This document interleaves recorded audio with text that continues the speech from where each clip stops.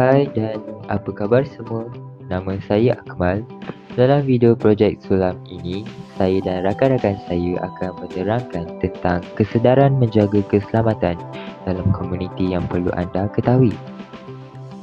Sebelum itu, mari kita ketahui apa itu safety and hazard.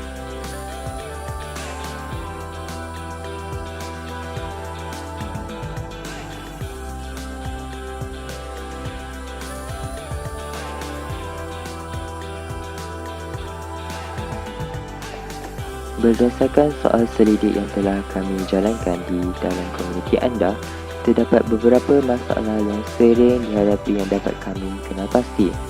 Dalam video ini, saya dan rakan-rakan saya akan mencarikan beberapa penyelesaian dan rakan-rakan saya akan menerangkannya dengan lebih lanjut. Masalah utama yang dihadapi oleh penduduk taman desa tasik adalah masalah kekurangan lot parking. Ini adalah gambaran lot parking yang dipenuhi oleh kenderaan penduduk yang terlampau banyak. Antara sebab kekurangan lot parking adalah pertambahan bilangan kenderaan penduduk. Seterusnya adalah kenderaan terbiar tidak dialihkan, penggunaan kapasiti lot parking tidak cekap dan sikap penduduk yang mengamalkan job parking. Seterusnya adalah kesan kekurangan lot parking. Kesannya adalah parking di bahu jalan yang akan menyebabkan kesesakan lalu lintas. Seterusnya adalah parking secara double park atau bertindih. Selain itu, parking di luar kawasan kediaman juga akan menyebabkan kenderaan terdedah kepada kes kecurian dan perompakan. Cara untuk mengatasi masalah kekurangan lot parking. Yang pertama adalah memperketatkan penggunaan stiker kenderaan. Seterusnya adalah mengenakan tindakan bagi individu yang mengamalkan sikap short lot parking. Akhir sekali adalah 2 kenderaan sahaja dibenarkan untuk setiap rumah. Seterusnya adalah masalah berkaitan dengan haiwan perosak ataupun haiwan liar seperti tikus, anjing dan sebagainya. Pada punca berlakunya permasalahan ini, yang pertama adalah sikap sesetengah penduduk yang tidak bertanggungjawab. Yang kedua adalah kawasan kediaman yang kotor dan yang ketiga adalah kawasan perumahan yang berhampiran dengan hutan. Kesan jika masalah ini dibiarkan berlanjutan. Kesan yang pertama adalah populasi haiwan perosak atau liar yang tidak terkawal, dan kedua adalah penyakit bawaan oleh haiwan berikut, dan ketiga adalah mengancam keselamatan penduduk setempat. Kesan kepada komuniti. Dan yang pertama, populasi yang terlalu tinggi. Urungan haiwan perosak atau liar yang tidak terkawal akan memberi kesan kepada ekonomi. Sehubungan itu, populasi ini juga akan memberi kesan kepada kesihatan penduduk. Kesan yang kedua adalah penyakit bawaan. Haiwan-haiwan perosak atau liar ini berkemungkinan membawa bakteria atau virus yang boleh membawa kepada penyakit seperti kencing tikus, penyakit anjing gila dan lain. Penyakit ini dikhawatirkan boleh membawa maut. Yang ketiga adalah mengancam keselamatan penduduk. Terdapat beberapa kes yang telah direkodkan bahawa penduduk tempatan digigit dan mendapat kecederaan oleh haiwan-haiwan liar tersebut. Penyelesaian kepada masalah. Pertama adalah memasang perangkap di kawasan perumahan. Yang kedua adalah penyemburan secara berkala di kawasan perumahan.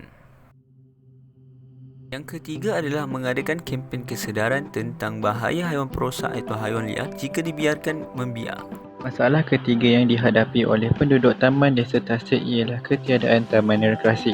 Penduduk Taman Desa Tasik, khususnya penduduk perumahan polis, tidak mempunyai prasarana seperti taman rekreasi menyebabkan kesuraman dalam sebuah perumahan.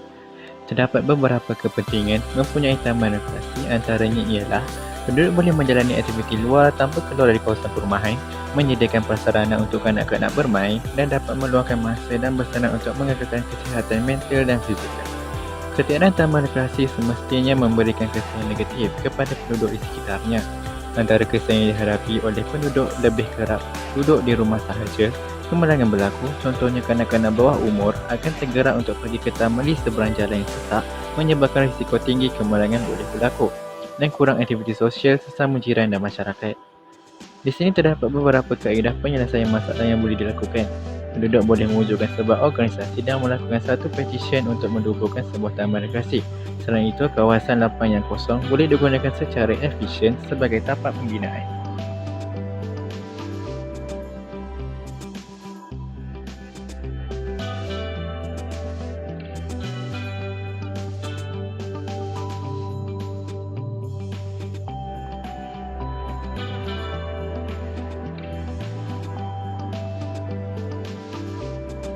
Penyelenggaraan fasiliti ialah proses menyediakan atau memperbaiki sokongan kepada organisasi utama perniagaan serta menyumbang dalam pencapaian objektif dan strategi organisasi bagi memastikan bangunan, peralatan, perkhidmatan sistem dan tenaga kerja yang efektif. Antara masalah yang dihadapi oleh kebanyakan komuniti adalah tekanan air rendah, jalan raya yang berlubang, pendawaian rumah dan kemudahan lift serta lampu jalan raya. Kesan penyelenggaraan fasiliti terbagi kepada dua, iaitu baik dan buruk. Ia dapat memberikan kemudahan kepada konsumer serta mencegah kemalangan dan jangka hayat yang panjang bagi sesuatu fasiliti. Sebaliknya pula, ia dapat mengakibatkan kemalangan, mengganggu aktiviti harian pengguna dan perlu memakan kos yang tinggi bagi pembetulan. Akhir sekali adalah penyelesaian bagi masalah-masalah tersebut.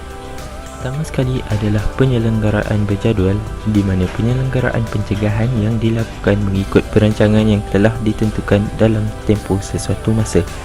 Akhir sekali adalah penyelenggaraan kecemasan, di mana tindakan penyelenggaraan yang harus dilakukan dengan segera untuk memulihkan perkhidmatan atau menghalang kejadian lebih buruk berlaku akibat kerosakan.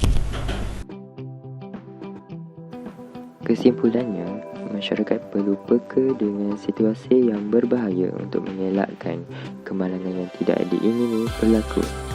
Juga, tanggungjawab untuk menjaga keselamatan perlu diterapkan supaya suasana dalam komuniti lebih harmoni serta dijamin selamat.